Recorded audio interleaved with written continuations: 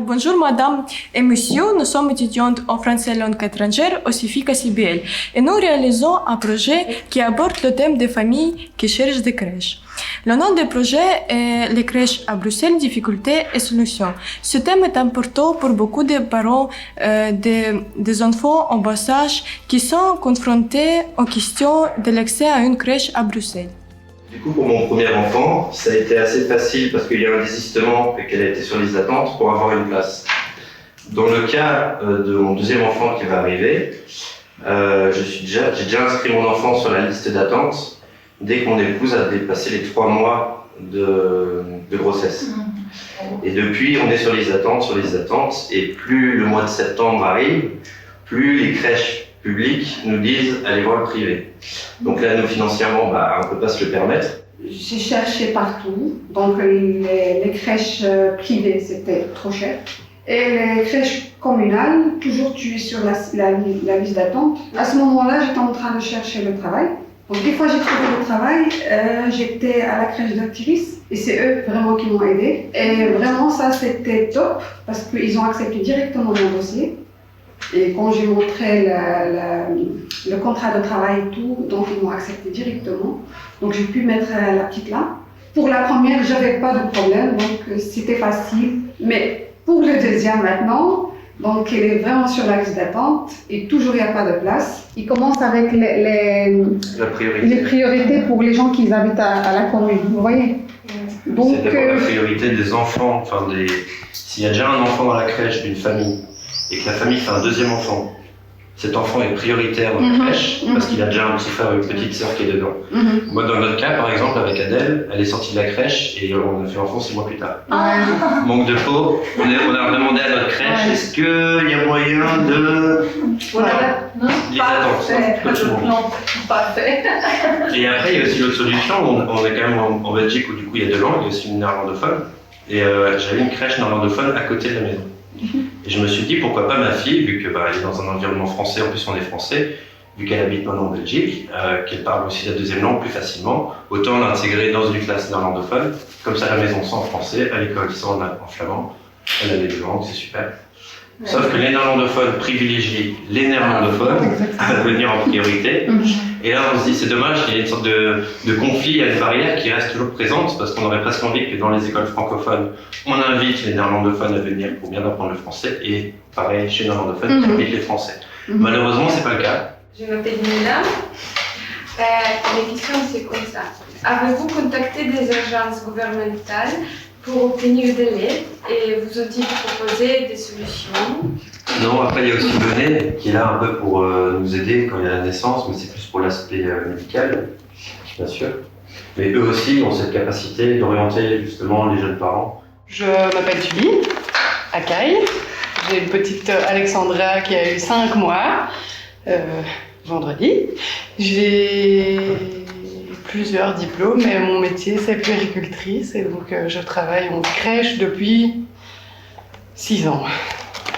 Alors, ma vie déjà ça me stresse beaucoup, donc je pense que pourtant avec un tout petit bébé on a déjà bien assez de stress, mais donc en plus appeler la commune toutes les semaines pour voir où j'en suis, numéro 112 en liste d'attente pour les crèches communales, donc voilà. Si jamais ma commune c'est Anderlecht et voilà, et à Anderlecht il y a un taux de place en crèche de 16%. Voilà. Donc le médecin que j'ai vu parce que je dormais pas et que j'étais trop stressée, à qui j'ai dit mais en plus j'ai pas de place en crèche, c'est dans une maison médicale d'Anderlecht, et elle m'a dit immédiatement je vais te faire un certificat, comme si voilà, elle m'a dit elle envoie tous les 2 jours des mamans qui ne peuvent pas retourner travailler parce qu'elles n'ont pas de place en crèche et pas de solution. Aussi parce que c'est une commune où il y a beaucoup de familles d'immigrés et donc ils n'ont pas la famille pour aider. Ou alors moi ma famille ils sont là, ils sont pas en Turquie, mais du coup ils sont trop jeunes, ils travaillent encore, donc en tout cas ils peuvent pas non plus. Et donc pour le travail, comme je travaille aussi dans une crèche, ils savent bien que c'est un problème, les places en crèche. Ils s'attendent à ce que je remette des certificats jusqu'à ce que j'ai une place. Bonjour, Bonjour. je m'appelle Marzia. Enchantée. Enchantée. Bienvenue que venez ici. Pouvez-vous donner des conseils pour les autres parents? Pour trouver une place en crèche. Oui. Ouais. Ah, Oui, oui. Alors, ouais. Alors, le truc que tout le monde dit, c'est il faut s'inscrire sur une liste d'attente dès qu'on est à peu près sûr qu'on va avoir un bébé. Mais c'est une vraie difficulté parce que nous, on a déjà eu des parents qui s'inscrivent au tout début de la grossesse et puis qui à un moment doivent téléphoner en disant en fait finalement on n'aura pas besoin de la place, et ce qui est vraiment pas gai de devoir faire ces démarches là si c'est un enfant qu'on a envie d'avoir et tout ça, et que finalement on fait une fausse couche. Donc du coup en général on conseille d'attendre après le 3e mois pour s'inscrire sur une liste d'attente en crèche, mais en réalité c'est même parfois déjà un peu court. J'ai pas vraiment d'autres solutions. Et sinon, ils disent qu'il faut pas faire, qu'il n'y a pas besoin de le faire, mais en réalité, ça aide quand même. Il faut harceler la commune au téléphone. Non, c'est vrai que bon, comme vous disiez, pour l'inscription, ça commence à 3 mois, comme vous dites avant. Après, il faut le rappeler le 7e mois, Ouais. pour savoir si le bébé est toujours là en fait. Ouais. Donc c'est un peu une démarche qui est déjà harassante de base. Et c'est vrai qu'il n'y a pas d'autre solution. J'ai posé d'autres questions. Si vous ne trouvez pas des crèches, avez-vous un plan B? De s'en occuper soi-même. Moi, ça va être le cas là, en septembre. Mon épouse, elle qui a un travail stable, elle est indépendante, mais on ne peut pas rien cacher. On n'a pas son de faire.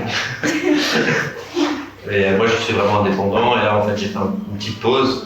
Et du coup, je sais qu'à la rentrée de septembre, si on n'a pas de place, je vais m'occuper de l'enfant jusqu'à ce que la crèche nous appelle pour dire qu'il y a une place.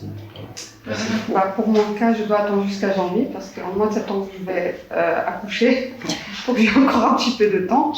Et si on trouve pas, si je trouve un travail, comme je travaille pas, de toute façon, je suis demandeuse d'emploi, donc je dois chercher le travail après le mois de janvier, donc c'est obligatoire. Et si je trouve un travail, je vais essayer avec Actiris. S'il n'y a pas, malheureusement, j'ai pas beaucoup de familles, les mamans et papas pour garder l'enfant. Donc c'est ça la difficulté qu'on trouve. Et d'ici là-bas, je sais pas exactement la vérité. C'est vrai qu'il y a, Aucune idée. on a aussi, avec la naissance, bon, c'est pas grand-chose, c'est 150 € de titre service, je crois. Donc ça peut être pour du ménage, babysitter, des choses comme ça. Mais finalement, voilà, c'est assez dérisoire par rapport à ce qu'on a besoin pour une 2 semaines, une semaine quoi, de sursis. Pas plus. Quoi. Moi, pareil. Mais comme c'est puéricultrice, c'est pas un métier qui rapporte beaucoup d'argent. Du coup, dans mon ménage, c'est moi qui ai arrêté de travailler, forcément. Je pense que son papa aurait été d'accord, mais il gagne beaucoup mieux sa vie que moi et il a un emploi stable, donc voilà, c'est lui qui va travailler. Le choix est vite fait. Oui, le choix est assez vite fait. Voilà. Je m'appelle Bouchra, merci d'être Bonjour. venue. J'ai une question pour vous à propos de ce sujet. Quels sont les critères d'acceptation? Par exemple, critères du travail, des ressources financières. Alors ça dépend d'acceptation des enfants dans la crèche. Hein. Ça dépend de si on est dans une crèche communale, publique, privée, si c'est agréé par l'ONE ou si c'est une crèche de l'ONE. Enfin voilà, il y a plein de choses qui dépendent un peu. Quand on est dans des crèches publiques, normalement le prix de la crèche est en fonction des revenus des parents. Dans les crèches privées, donc les crèches privées, elles sont obligées d'être agréées par l'ONE, mais après elles font leurs propres règles, leurs projets pédagogiques et tout ça.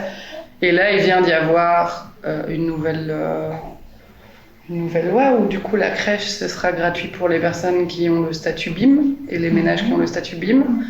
Donc ça c'est quand même un gros point positif. Surtout que les personnes qui ont le statut BIM, c'est la plupart des mamans célibataires. Oui, après, il y a le critère du géographique, quoi, de l'endroit où on habite qui permet d'être prioritaire. Mais ça ne nous assure pas une place, évidemment. Je m'appelle Paloma. Bonjour. Est-ce que vous connaissez le plan équilibre? La question que j'ai, c'est est-ce que vous pensez qui ces plans permettent de combler des fermetures de crèches liées à la crise des 7-7 heures? par exemple la crise énergétique ou même les enjeux psychosociaux qui s'aviennent. Je sais que globalement, la solution qu'ils ont trouvée pour avoir plus de place en crèche, c'est d'augmenter le nombre d'enfants par puéricultrice. Donc ça, on est toutes bien au courant. Même si on ne sait pas les détails, on sait que globalement, la solution, ça va être ça. Quelle horreur, voilà. Et du coup, là, c'est vrai que moi, j'ai les deux enjeux de me dire, il faudrait que je trouve une place en crèche pour mon bébé, mais moi, je sais aussi ce que c'est d'être en crèche avec donc 7 enfants pour le moment, qui est le nombre légal pour les moins de 3 ans, 5 pour les tout petits bébés, mais 7 à partir de 1 an. Et du coup, il y a les deux qui sont, moi, de 1, j'ai pas envie de retourner travailler, du coup, du tout, parce que je sais que mes journées, je les termine avec la tête comme un seau, en ayant mal au dos, voilà, et j'ai pas envie de, après, rentrer à la maison avec mon bébé en n'ayant plus de patience et mal à la tête et pas envie. Et alors, ça me stresse encore plus de me dire que peut-être ce nombre va augmenter. Le chiffre légal en Flandre, c'est 8, moins de 3 ans, 9, plus de 3 ans, alors que nous, c'est 7 et 8. Depuis qu'ils sont passés à 9, donc en 2014, je pense, il y a tous les vendredis des manifestations de puéricultrices flamandes pour dire que c'est impossible. Le nombre de burn-out, d'accidents de travail, d'accidents aussi avec les enfants, parce que c'est ça la réalité, c'est que du coup c'est dangereux pour les enfants. Après, la solution selon les puéricultrices, c'est évidemment pas ça, hein, mais voilà. Et par ailleurs, ça c'est du coup, comme puéricultrice, on sait que une des émotions que les bébés ressentent le plus de la part des adultes, c'est le stress. Et donc vraiment, ça veut dire que tu passes tes premiers mois de vie avec ton enfant à être angoissé, à être au téléphone pour trouver des trucs, alors que tu as déjà tes hormones qui sont là. Donc voilà, tu finis par pleurer au téléphone avec la madame de la commune qui est là. Je suis désolée, je sais que c'est pas facile. Et tu dis, mais je sais que c'est pas votre faute, mais quand même. Enfin, voilà, donc c'est vraiment, je sais pas ça dont on a envie quand on est déjà, on dort pas beaucoup, tout ça. Bonjour, Bonjour. je m'appelle Anne. Pourquoi n'y a-t-il pas davantage de prêts publics? Parce que c'est un secteur qui rapporte pas du tout d'argent. Voilà. Pourtant, on pourrait croire qu'on a intérêt à ce que les mamans aillent travailler. Donc du coup, on ouvre quand même la crèche à partir de 3 mois dans l'espoir que les mamans retournent au travail le plus vite possible, mais en réalité, le secteur de la crèche, c'est un secteur, enfin voilà, comme le secteur de l'éducation en général, hein, globalement, c'est des secteurs qui coûtent de l'argent et qui n'en rapportent pas beaucoup. On pourrait croire que ça marche bien en fait parce qu'il y a une énorme demande et voilà, mais en fait c'est tellement cher de pouvoir payer correctement le bon nombre de travailleurs et avoir le bon nombre de mètres carrés par enfant, etc., que du coup le prix qu'il faut demander aux parents en moyenne, c'est 750 € par mois, et 750 € par mois, c'est énorme, c'est beaucoup trop. Donc en fait, la réalité, c'est celle-là, c'est on a mal au dos, on est fatigué, on dort pas beaucoup, et en plus de ça, on est angoissé à mort, et donc clairement, c'est pas les meilleures conditions pour retourner au travail. L'un dans l'autre, au final, tout ce système doit être repensé. Un grand merci, c'était super, vraiment. C'est trop compliqué. C'est trop compliqué, c'est clair. Bonjour Madame Anzalon. Non. Bonjour Madame. Bonjour Madame Anzalon. Nous besoin dire Anzalon. Pas trop. Oui, Madame Anzalon. Bonjour Madame Anzalon. Bonjour Madame Anzalon. Sylvie Anzalon, porte-parole de l'ONE. Bonjour Madame Anzalon, je m'appelle Svetlana. Nous sommes étudiantes en français langue étrangère au CEFIG à SBL et nous réalisons un projet qui aborde le thème des familles qui cherchent de crèches. Le nom du projet est Les crèches à Bruxelles, difficultés et solutions. Ce thème est important pour beaucoup de parents, des enfants en bas âge qui sont confrontés aux questions de l'accès à une crèche à Bruxelles. Nous racontons les opinions sur les objets et votre avis nous aiderait à mieux comprendre la situation. Okay. Et aussi merci d'avoir accepté de nous rencontrer. Avec plaisir. Alors, il y a 2 grandes missions à l'ONE. Donc, la première, elle s'appelle l'accueil des enfants en dehors de leur famille. Donc ça, c'est tout ce qui concerne les milieux d'accueil, comme vous les connaissez, hein, les crèches, les plaines de vacances, les centres de vacances, les stages en dehors de l'école, les écoles de devoirs, et puis aussi tout ce qui concerne les accueillants à domicile. Chez nous en Belgique, une personne seule à son domicile peut, moyennant évidemment des conditions d'autorisation, accueillir des enfants. Bonjour madame. Bonjour. C'est pour l'instant, je m'appelle Hà. Je voudrais vous demander comment ONE soutient les familles et quelle est la relation entre l'organisation et les crèches. Oui, très bien. Ok. Alors ça, c'est une grande question. Donc, on va essayer de ne pas faire trop long. Donc le soutien de l'ONE, c'est vraiment de mettre à disposition des personnes qui vont accompagner les projets à se mettre en œuvre. Et donc les familles sont sécurisées aussi, parce que ça veut dire que les familles, lorsqu'elles déposent leur enfant dans un milieu d'accueil, il est autorisé par l'ONE. Il y a une autorisation qui est une espèce de label en tout cas, il y a un accompagnement, il y a un contrôle aussi qui est fait sur les normes pédagogiques, les normes d'encadrement. C'est l'autre question. Quelle solution pour les familles qui cherchent des crèches sans y parvenir? Qui cherchent des crèches sans y parvenir. En fait, ce qu'il y a, c'est que il y a plus de demandes que d'offres. Donc, il y a plus de personnes qui cherchent que de milieux d'accueil et de places pour les parents. Avant, c'était pas comme ça. Ça s'est accentué. Toute l'évolution de la société fait qu'aujourd'hui, la demande est très forte des milieux d'accueil. Mais elle n'est pas forte partout. Il y a des endroits où elle est très forte et des endroits où elle l'est beaucoup moins.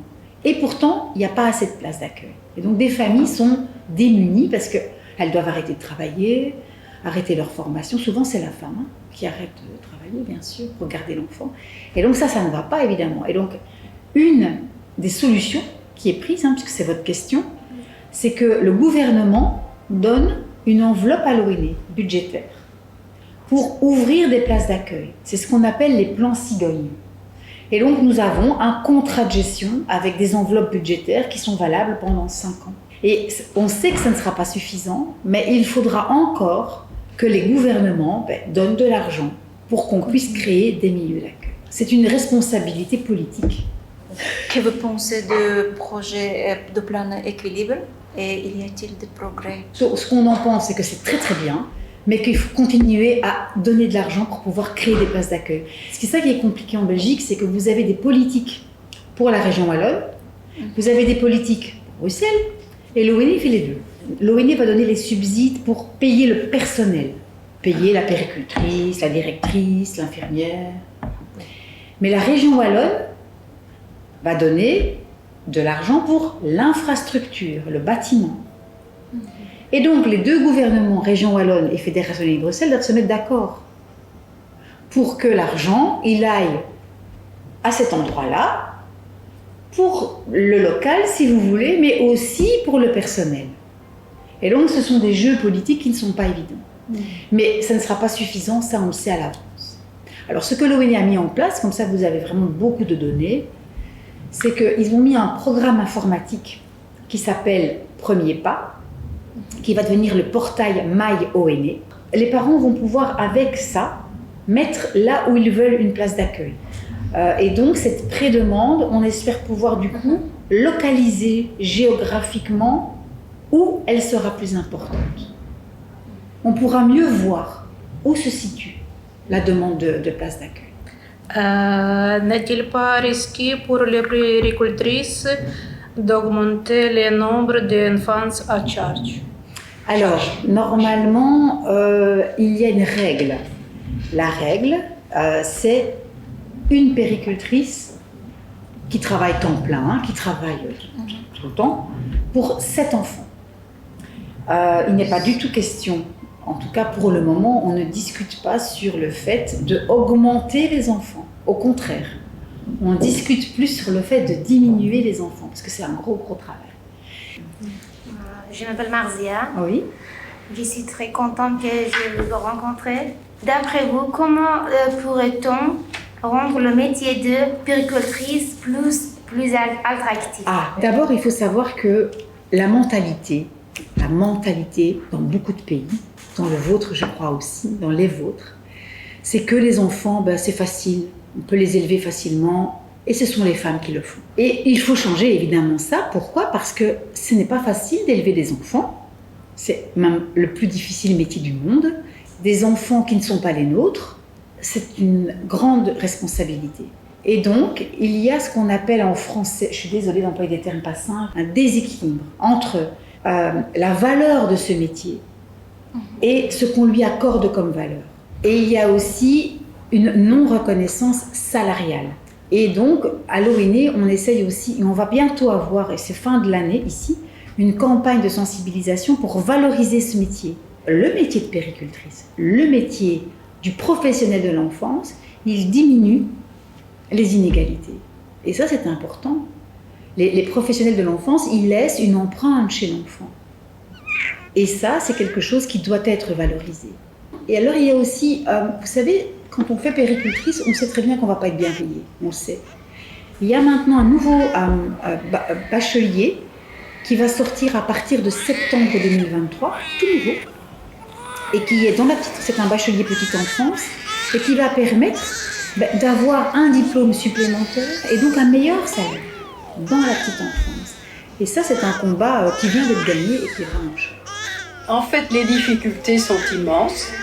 Anne Vanesse, ex-échevine à la petite enfance à la commune de Saint-Gilles et présidente de la Maison de la Famille. Comment faire ? D'abord, pour avoir des crèches de qualité, il faut une formation de qualité. Et la formation n'est pas assez de qualité. Pour moi, ce qui est essentiel, c'est qu'on doit avoir un baccalauréat. Nous savons Soazic me dit que vous étiez échevine de crèche. Oui. Et avant, quand vous commencez... C'était terrible. C'était terrible. C'était aussi la pénurie de travailleurs. Beaucoup plus. Moi, j'en ai mis 27 en place. Alors, des petits projets, etc. Beaucoup plus. Parce que, qu'est-ce qui s'est passé ? Ce qui se passera aussi, c'est qu'il y a eu une poussée dans les années 1970. On a créé beaucoup de crèches. Et puis, le Congo est arrivé. Alors, il a fallu que les ressources du Congo étaient moindres, que les fonctionnaires, etc.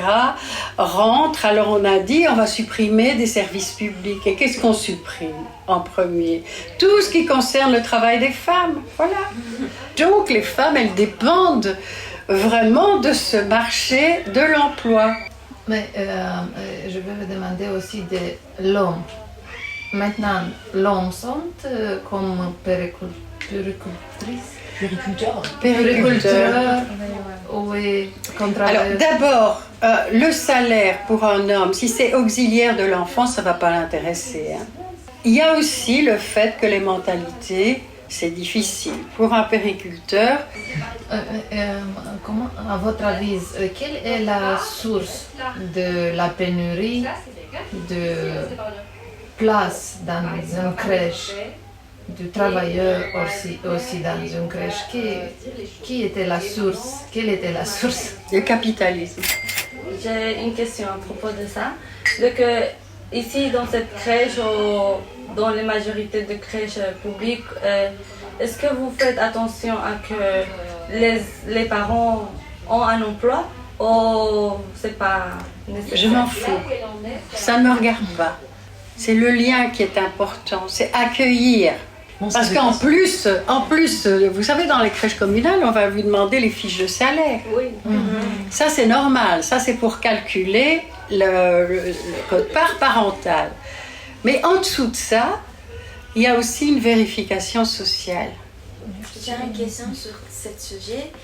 Dans votre point de vue, comment la pénurie des crèches peut affecter la qualité de vie des familles? Par exemple, sur les risques psychosociaux qui viennent pour nous trouver des places de crèche. Les risques, ils sont nombreux.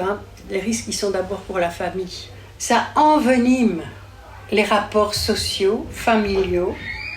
Et alors, c'est source aussi de divorce, de violence conjugale.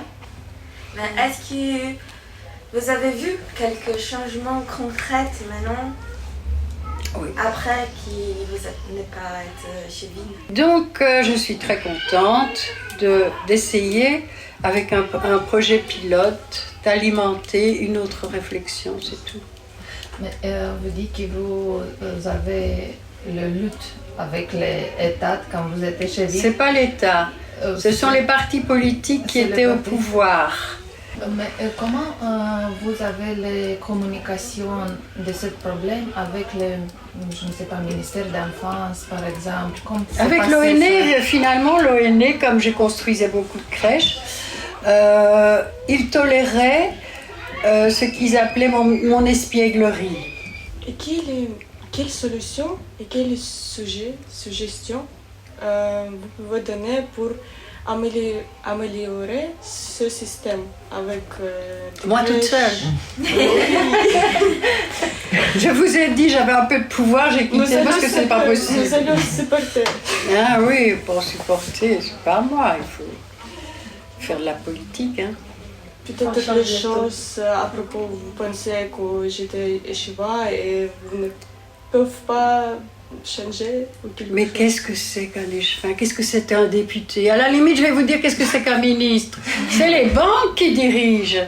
Ils sont au pied, là. Moi, j'ai connu plein de gens qui sont ministres ou députés, etc.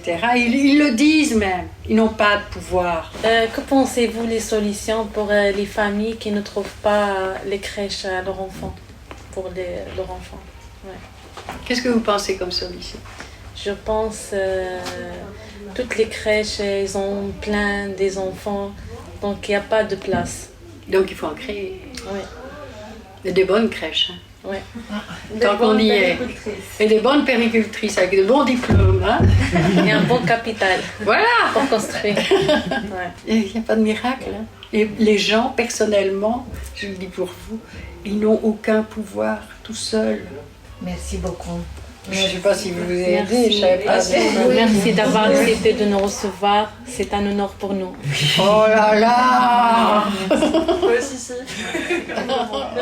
Merci beaucoup. En conclusion, on pourrait dire que la pénurie de places dans les crèches se doit à que ce métier n'est pas totalement reconnaissant ni très bien rémunéré, que les travailleurs et travailleuses des crèches sont un peu oubliés. Pour faciliter cette demande, on a vu que la majorité des personnes qu'on a entrevistées sont d'accord que le gouvernement peut investir un peu plus dans la formation de péricultrices et que pour avoir une solution plus efficace et à futur, il est nécessaire de travailler en collectivité, con conviction intelligente de vouloir nous impliquer dans le temps.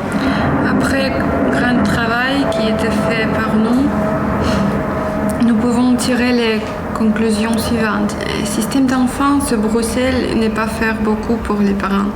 Il y a quelques d'associations et formations, mais avec le nombre croissant de mères qui travaillent, c'est compliqué de faire le même nombre de crèches pour tout qui est besoin.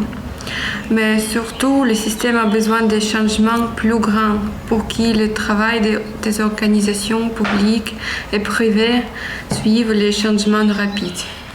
Pendant le travail sur notre projet sur les crèches, grâce à nos participants, les parents ont une employée de la crèche, porte-parole de l'ONN et l'ancien échevin à la petite enfance, nous avons eu un aperçu des problèmes et des solutions possibles. Le premier problème est la pénurie de places, le manque de personnel et la mauvaise répartition des places entre les communes. Une politique inconsistante et une allocation de fonds incohérente posent de nombreux problèmes.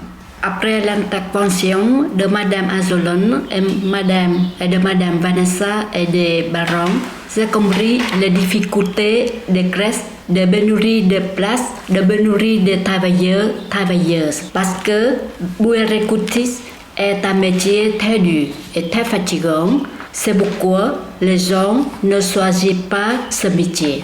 Pour résumer notre projet, Je pense que le gouvernement devrait investir davantage dans la création de crèches municipales supplémentaires qui permettront aux parents de travailler. Grâce à cela, la Belgique va se développer et prospérer. L'accès limité aux structures d'accueil peut avoir un impact significatif sur les familles, en particulier les parents qui travaillent. En analysant cette situation, on trouve que différents problèmes psychosociaux se développent à cause du manque de place en crèche. Par exemple, les divorces et les violences domestiques. Il faut prendre des mesures collectives pour résoudre cette problématique, intriguer les organismes et la politique pour améliorer la communication entre ces institutions. Aussi, il faut créer un système d'investissement qui couvre les besoins des familles en Belgique en urgence.